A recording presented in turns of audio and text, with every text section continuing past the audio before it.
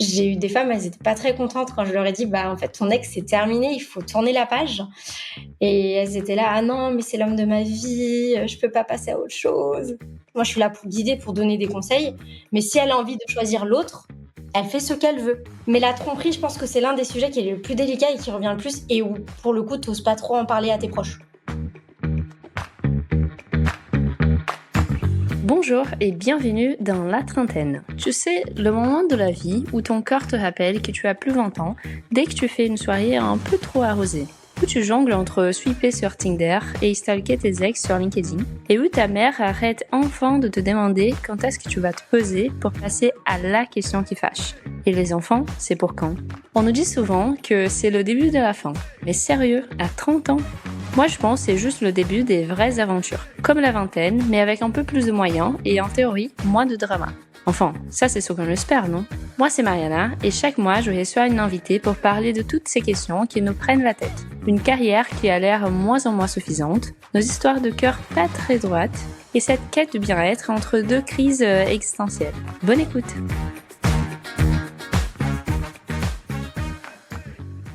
Aujourd'hui, on va parler d'un sujet assez différent, mais que j'ai trop hâte d'enregistrer cet épisode. Donc, on va parler de ce que les cartes nous disent. Oui, je suis un peu le suspense, mais j'ai aujourd'hui avec moi Amélie Fiol. Elle a 23 ans, donc elle est assez loin de la trentaine, mais vous allez comprendre pourquoi on est là avec elle aujourd'hui.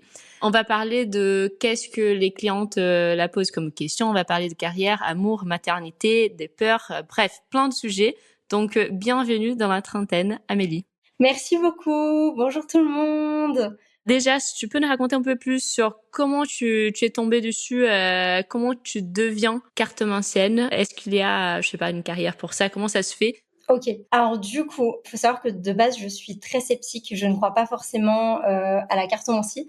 En fait, c'est mon papa qui tirait les cartes avec mon grand-père. Et moi, je me disais, c'est du hasard, j'y crois pas trop. Et j'ai quand même été curieuse. Donc j'ai voulu tester. Je lui ai demandé, tire-moi les cartes pour que je vois ce que ça donne, ce que tu vois. Et il a vu des choses qui se sont passées donc sur le passé, ça m'a assez choquée. Et il a vu aussi des choses qui allaient arriver. Et je lui ai dit, mais tout est arrivé. Je me suis dit, oula, ouais, ok. Et j'ai commencé à y croire.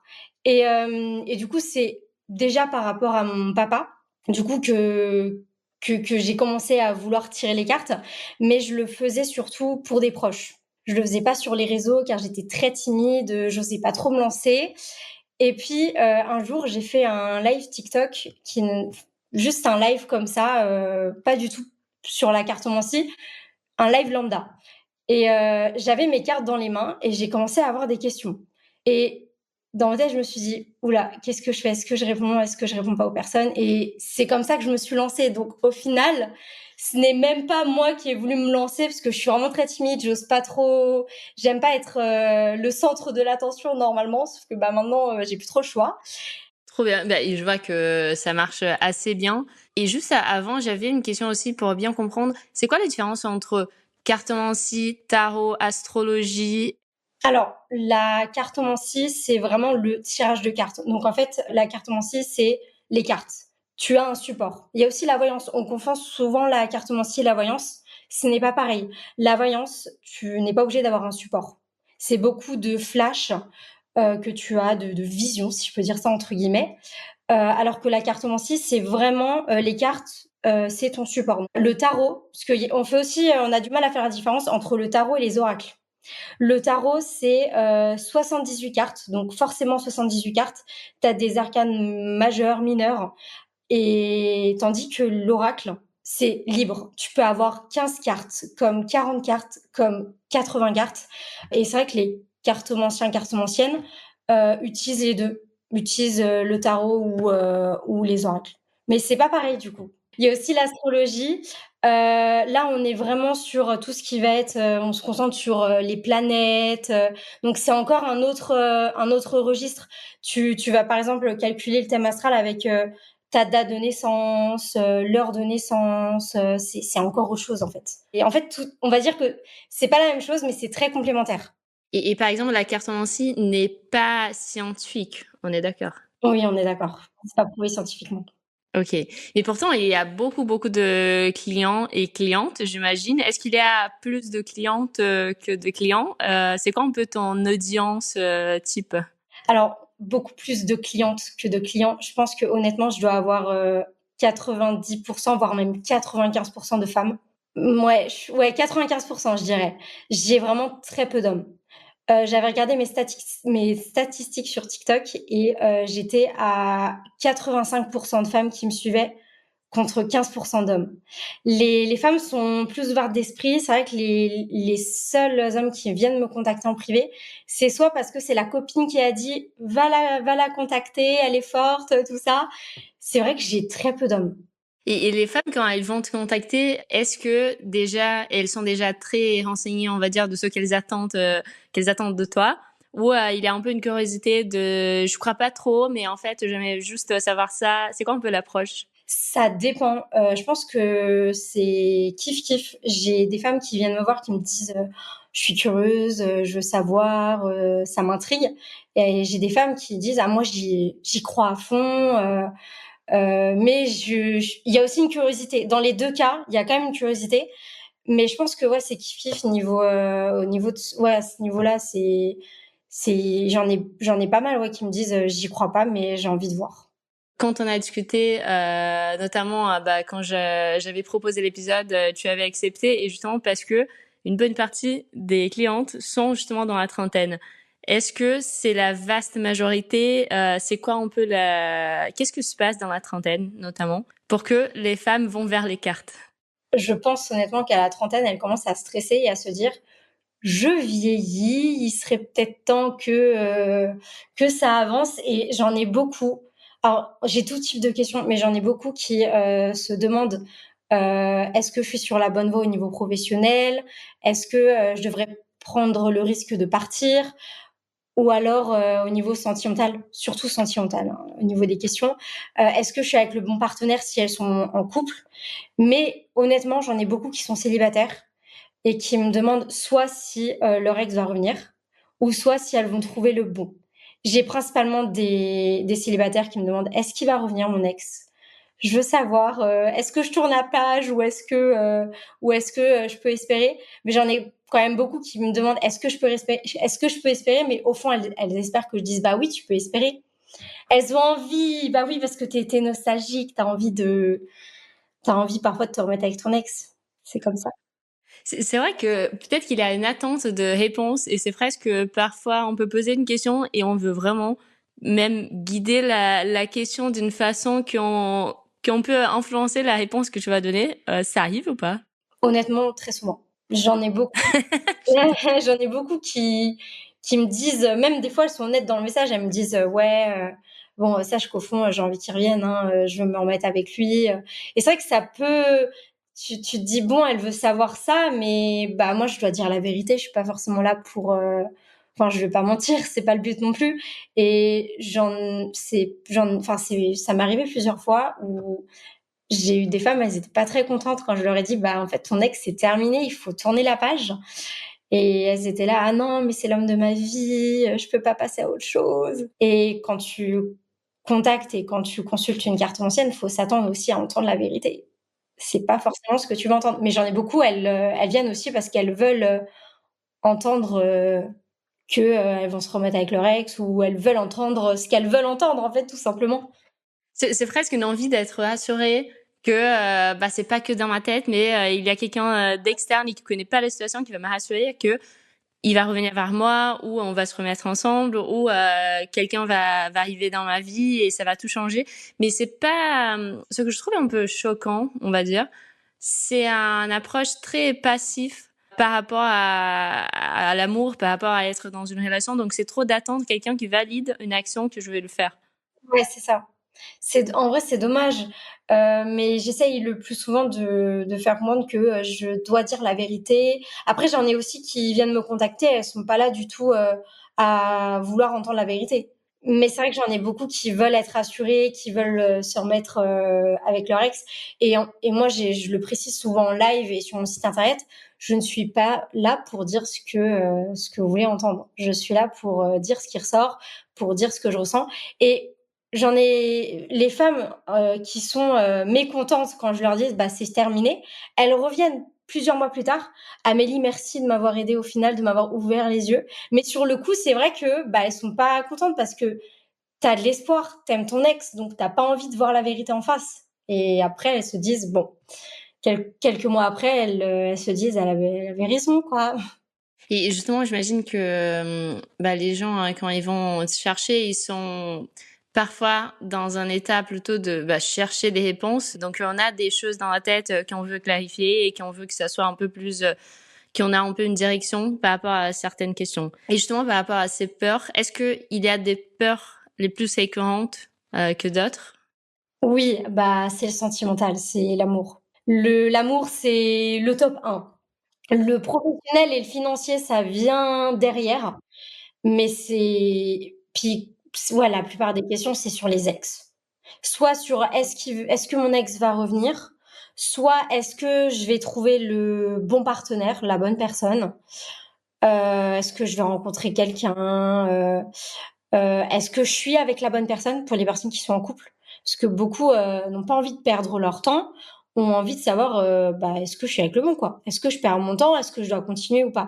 Donc ça, c'est 3 types de questions qui reviennent le plus. Soit l'ex, soit, rencontre avec la personne ou la bonne personne, ou soit est-ce que je suis avec la bonne personne? Et par exemple, quel est le type de réponse que tu peux donner? Genre, qu'est-ce que les cartes vont montrer? Parce que est-ce que tu as des réponses fermes de oui, tu es avec la bonne personne ou non, c'est pas la bonne personne? Non, en général, je donne quand même des détails, je donne beaucoup de conseils. En général, quand on me pose la question de savoir est-ce que mon ex, va revenir, je vais essayer d'être la plus transparente possible. Donc quand j'ai un oui, je regarde si c'est bon ou pas ou si c'est positif, si l'ex, il revient pour les bonnes choses ou pour les mauvaises choses. Parce que ça sert à rien que l'ex revienne, si c'est, juste pour souffrir, en fait. Donc je vais essayer de voir si c'est bon ou pas, s'il y a un avenir ou pas avec cet ex ou si ça sert à rien d'espérer. Parce que même si j'ai un oui par rapport à la question de savoir est-ce qu'il va revenir, il faut aussi que derrière ce soit bon. Parce que ça veut pas dire qu'il revient que forcément derrière, ça va mener à quelque chose. Et puis, pareil, quand c'est pour savoir si c'est la bonne personne, si la personne elle est en couple avec la bonne personne, là c'est un peu délicat parce qu'en général quand c'est négatif, tu peux pas, tu es obligé de dire c'est pas la bonne personne, mais tu vas trouver quelqu'un d'autre, quelqu'un en fait, tu essaies vraiment de donner des conseils, de donner des pistes sur, la personne qui est faite pour elle. Mais ouais, des fois, c'est compliqué quand c'est négatif. Est-ce que tu parce que ça m'arrive des fois où on me demande: «Est-ce que j'ai rencontré quelqu'un?» et je vois personne. Quand c'est comme ça, c'est très frustrant parce que du coup, je me dis: «Mince, qu'est-ce que je vais bien pouvoir dire?» Donc en général, j'essaye de comprendre pourquoi il va pas y avoir de rencontre. Qu'est-ce qui se passe? Je vais vraiment essayer d'approfondir pour essayer de comprendre pourquoi il y a pas de rencontre, s'il y a pas quelqu'un du passé qui va revenir, j'essaye d'aider au mieux. Mais parfois il y a des sujets, c'est ouais, c'est délicat. Et c'est intéressant parce que je pense cette approche d'aider la personne parce que c'est vrai que, comme tu as dit, ça demande beaucoup d'empathie et on veut pas juste balancer quelque chose comme, bah, tu vas retrouver personne dans ta vie et tu vas rester seul et ça peut avoir des conséquences d'une mal à l'aise quand la personne se sent par rapport à sa vie. Mais il y a aussi presque un rapport de conseillère, de thérapie. C'est ça, de thérapeute. Alors, c'est vrai que pour le coup, moi je vais rebondir sur le fait que je suis pas psychologue. C'est vrai que, je tire les cartes, je suis là pour aider, mais j'ai pas, le diplôme d'une psychologue, en fait. Je peux pas dire, «Je suis psychologue», c'est pas possible. Mais c'est vrai que j'aime beaucoup aider. Au-delà de tirer les cartes, de voir l'avenir, je vais vraiment donner des conseils. Je suis pas juste là pour dire: «Oui, il va revenir, point». Oui, mais qu'est-ce qui va se passer? Pourquoi il revient? Est-ce qu'il a encore des sentiments? Qu'est-ce qu'il faut faire? Est-ce que c'est une bonne chose qu'il revienne? Enfin, faut aller plus loin que juste un oui. Faut aller dans les détails. Mais c'est vrai que oui, parfois j'ai vraiment l'impression d'être une psychologue des fois. C'est vrai. Mais je peux pas dire que je suis une psychologue, je peux pas. Et tu sens qu'il y a parfois aussi des questions que les gens posent et qui vont pas peser ailleurs. Donc même des sujets qui vont pas forcément à partager avec des amis proches et même, par exemple, avec l'ex, peut-être que on va se dire non, c'est fini, je m'en fous de lui, c'est vraiment passé. Et mais je vais poser quand même la question pour les cartes parce que justement, je pense qu'il y a un peu cette approche de tu me connais pas, tu connais pas mes amis, donc tu vas pas les raconter que je me pose encore les questions si je reviens avec mon ex ou pas. Mais c'est vrai qu'il y a beaucoup enfin, même moi, je pense que il y a des domaines où je vais pas en parler avec mes amis, où c'est très personnel. Et je pense même à une psychologue. Je pense que j'ai des questions qu'on doit poser que à moi. Surtout, j'ai tellement de thématiques différentes, mais ça peut être sur une tromperie. Je trompe mon copain, qu'est-ce que je fais, où je vais. Ça, c'est compliqué d'en parler à des proches. Ça peut être délicat. Savoir aussi, est-ce qu'il me trompe? J'ai beaucoup la tromperie où c'est assez délicat, où je pense que t'en parles pas à n'importe qui. Oui, la tromperie. Ah ouais, la tromperie, c'est ce qui revient le plus. Et par rapport à ça, c'est quoi un peu les questions que les gens posent? C'est par rapport à est-ce que je devais le parler ou plutôt qui je dois choisir? Qui je dois choisir? Ah ça, oui. Ouais, qui je dois choisir? Est-ce qu'il me trompe? Est-ce que je dois le quitter? Aussi. Et ça, c'est en général aussi vis-à-vis d'une tromperie. Est-ce qu'il est fait pour moi? Bon, ça, j'avais déjà dit. Mais ouais, je pense que la question, c'est je dois choisir qui? En général, on me donne les 2 prénoms et moi, je dois dire lequel est le mieux. Ça, c'est un peu délicat quand même. Parce que alors, je suis pas là pour prendre la décision à sa place, je suis là pour guider. Et mais c'est vrai que des fois, tu te dis: «Aïe, elle va choisir quelqu'un aussi parce que je vais lui dire de choisir peut-être cette personne». Mais en général, à la fin du message, je dis toujours: «La décision te revient. Ce n'est pas à moi de prendre la décision à ta place. Moi, je suis là pour guider, pour donner des conseils. Mais si elle a envie de choisir l'autre, elle fait ce qu'elle veut». Mais la tromperie, je pense que c'est l'un des sujets qui est le plus délicat et qui revient le plus et où, pour le coup, tu oses pas trop en parler à tes proches. Et tu sens qu'il y a une différence des questions posées parce que même que la majorité de tes clients sont des femmes, tu sens qu'il y a une différence des questions posées par des hommes et par des femmes? Ah oui, bah, les femmes, ça va être plus, le sentimental. Et les hommes, ça va être la carrière, ça va être le professionnel, le financier. Ça m'est déjà arrivé d'avoir des hommes qui me posaient des questions sentimentales, mais j'étais même surprise parce que honnêtement, c'est très très rare et en général quand ça arrive, c'est surtout pour savoir soit si une ex revient, ça arrive aussi pour les hommes, mais c'est très rare.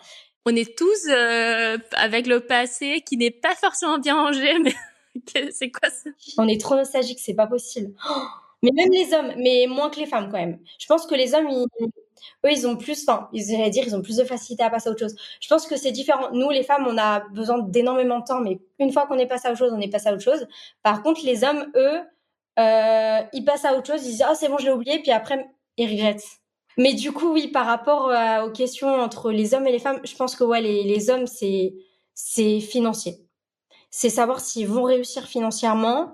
Ça arrive aussi pour les femmes, mais c'est honnêtement, c'est très, très, très rare. Et quand un homme pose une question au niveau sentimental, c'est souvent pour savoir si sa relation avec sa femme va durer. Et en général, c'est parce que la femme lui a dit: «Oui, prends une consultation avec Amélie». Donc, mais ouais, c'est les hommes, c'est très financier, professionnel, savoir ils vont cartonner, quoi. J'avoue que les femmes, au niveau professionnel, j'en ai, hein. C'est très ça fait un peu, des stéréotypes quand même de les hommes le pro, les femmes l'amour. C'est un peu des c'est ouais. Mais ouais, les hommes, le sentimental, ça les intéresse moyennement. Mais c'est fou ça, ouais. Genre peut-être que je pense qu'il y a toute une question aussi que bah, les hommes ils apprennent un peu moins à parler des sentiments, à parler de ce qu'ils ressentent. Donc je pense que ça joue beaucoup sur la façon qu'on va s'ouvrir à quelqu'un qu'on connaît pas. Donc C'est peut-être ça. que les femmes ont été éduquées à parler plus de sentiments. Bah, les hommes, ils sont plus fermés, ils vont déjà, rien à des personnes qu'ils connaissent, ils vont avoir du mal à s'exprimer, à dire ce qu'ils ont sur le cœur. Ils sont moins sensibles, en fait. Donc parler à quelqu'un qui n'ont jamais vu, ils ou non, ils vont pas parler de ce qu'ils ont sur le cœur. Ça arrive, hein. J'ai un homme qui s'est énormément confié à moi en privé, mais je pense que ça doit être le seul homme, quoi. Alors que j'ai eu énormément de consultations. Je n'ai pas compté, mais j'en ai eu beaucoup. Donc pour le coup, les femmes, elles vont vraiment se confier. Puis je pense qu'il y a aussi le fait que je sois une femme, donc elles se disent: «Elles me comprennent». Enfin, elle me comprend, pardon, elle me comprend. Alors qu'un homme, ouais, non, il a du mal. Et par exemple, il y a aussi des questions par rapport à des enfants, parce que ça, c'est, par exemple, je sais pas, est-ce que je dois avoir des enfants ou pas, sachant que c'est une question assez impactante dans la vie de quelqu'un pour demander à quelqu'un d'autre.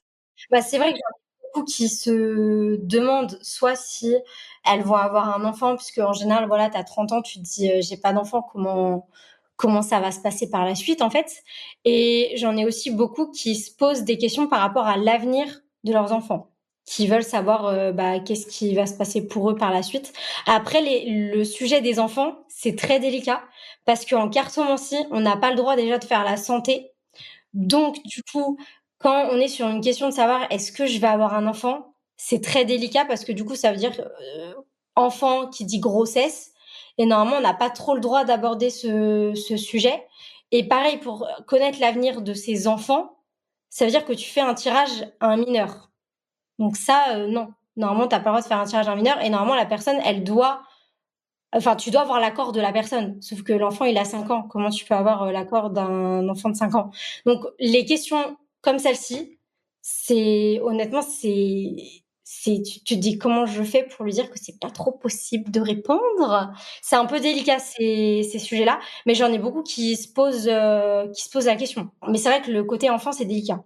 Est-ce qu'il y a d'autres questions qui ne soient pas forcément liées à l'avenir, mais des questions, par exemple, même des enfants qui font pas partie du mariage. Je sais pas, quelqu'un qui a eu un enfant, notamment les hommes, avec quelqu'un qui n'est pas sa femme. Ce genre de questions revient aussi ou pas? Oui, un homme qui a eu un enfant, mais qui était pas désiré, quoi. C'est très j'avoue, c'est assez rare en vrai. Ça m'est, arrivé, 1 ou 2 fois, mais pour le coup, non, c'est rare. J'en ai pas beaucoup.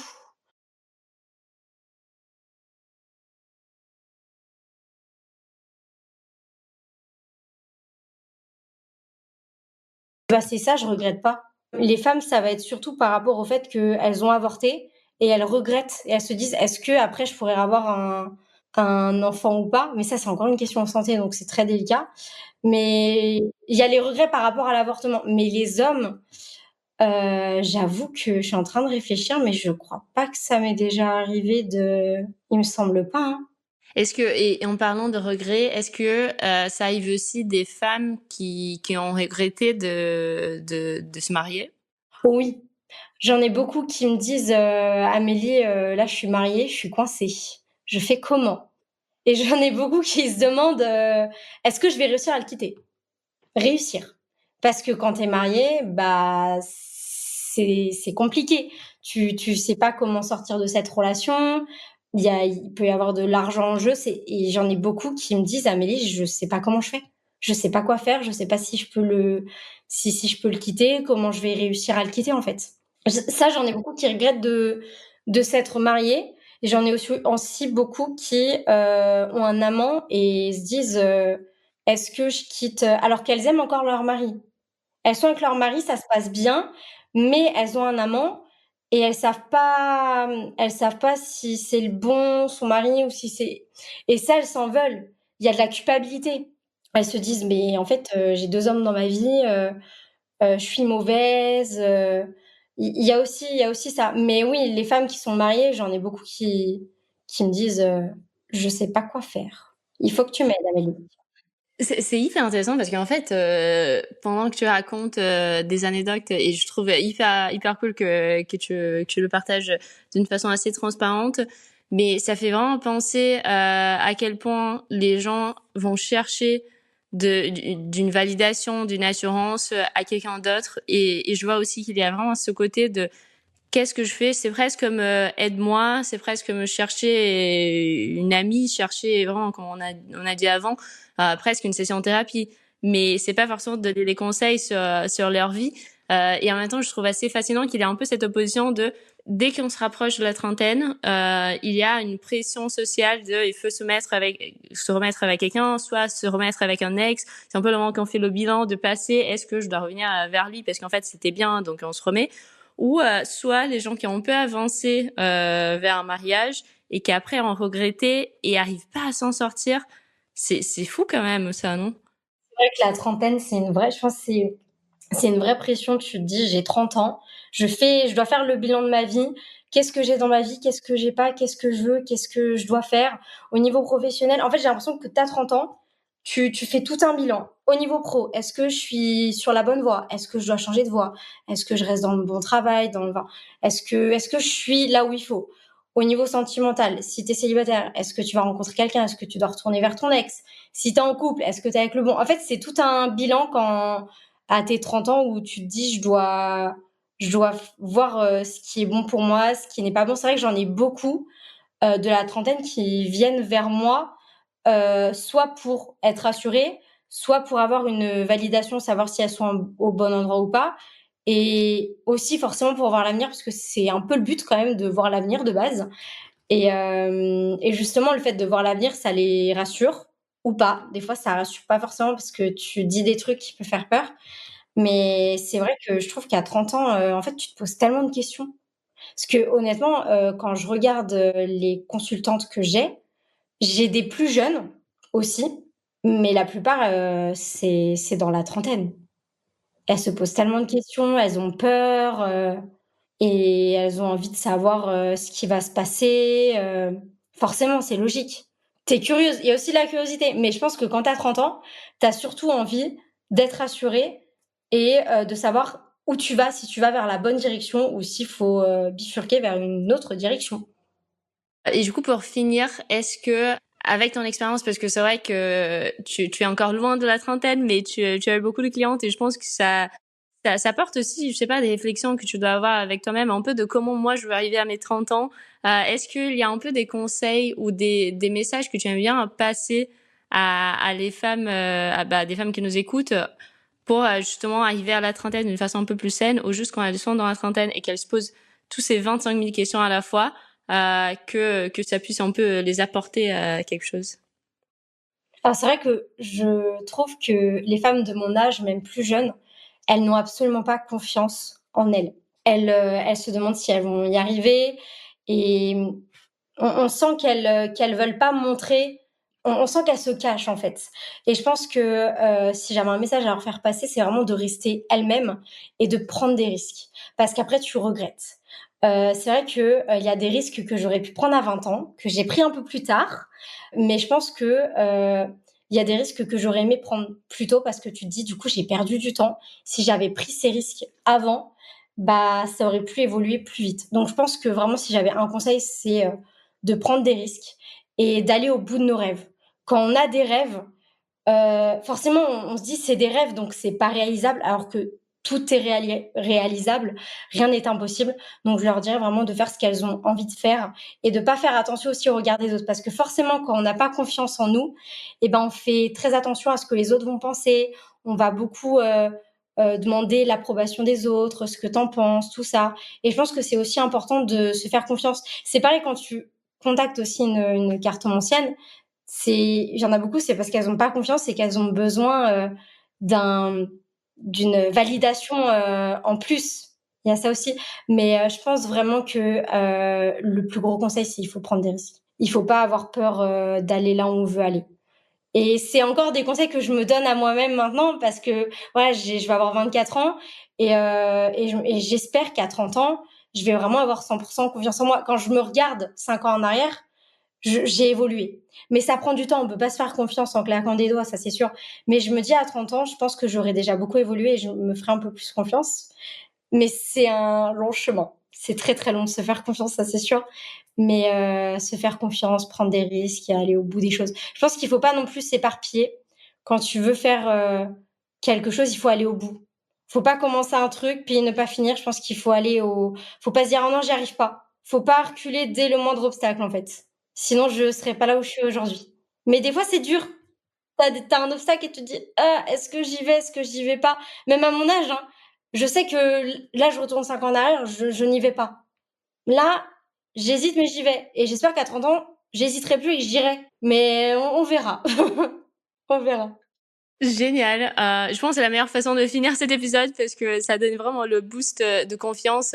Et je pense que il y a beaucoup de scepticisme, beaucoup de questions par rapport à la carte en ancienne, genre le fait d'être une carte en ancienne. Mais en fait, le but avec cet épisode, c'était vraiment de pouvoir discuter de tout ça. Et je pense que juste se réfléchir au fait de pourquoi justement on se pose autant de questions et c'est normal, mais aussi de réfléchir pourquoi on se pose ce type de questions.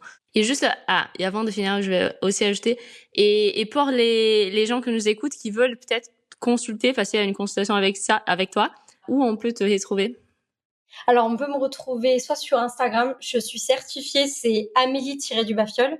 Et sur TikTok, c'est le même pseudo. Après, j'ai aussi mon site internet, mais mon site internet, il est directement en biographie sur TikTok et sur Instagram. Génial. Merci beaucoup, Amélie. Merci à toi.